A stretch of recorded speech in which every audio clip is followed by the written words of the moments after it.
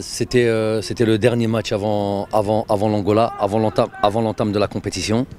Euh, si on veut résumer ce match-là, bon, il y a beaucoup d'enseignements à tirer. Dans l'ensemble, il y a eu une maîtrise collective de ce match-là, où contre une équipe qui était dans une certaine configuration tactique et qui généralement nous pose problème, mais de manière générale toutes les équipes, à savoir une défense à 5, avec un rideau quasiment de 4 joueurs aussi devant, des fois 2 attaquants, des fois un attaquant, ça faisait pareil comme d'habitude, limitation des espaces, contrôle de la profondeur généralement, c'est compliqué généralement sur ce match-là. On s'est créé là pas mal d'opportunités, le score aurait pu être plus large, et j'ai envie de dire même aurait dû être plus large, parce que quand on a des situations il faut les mettre au fond, c'est toujours bon.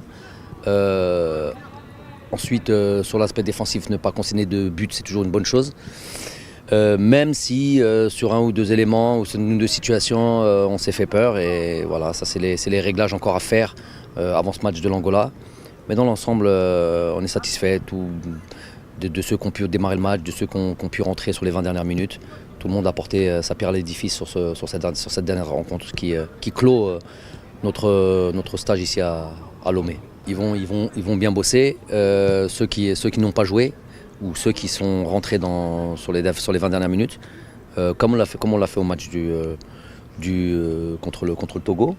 L'idée c'est que tout le monde soit, même si rien ne remplace la compétition, mais l'idée c'est que tout le monde soit à un même niveau d'aérobie, un même niveau d'intensité de jeu. Donc il va y avoir un travail de course, un travail de jeu, un travail de conservation.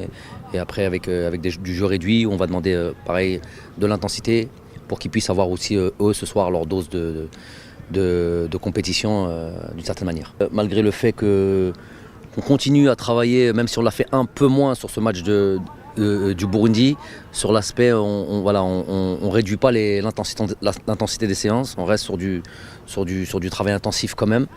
Voilà, c'est quasiment nos dernières séances où vraiment on est demandeur sur l'aspect du volume et du travail intensif.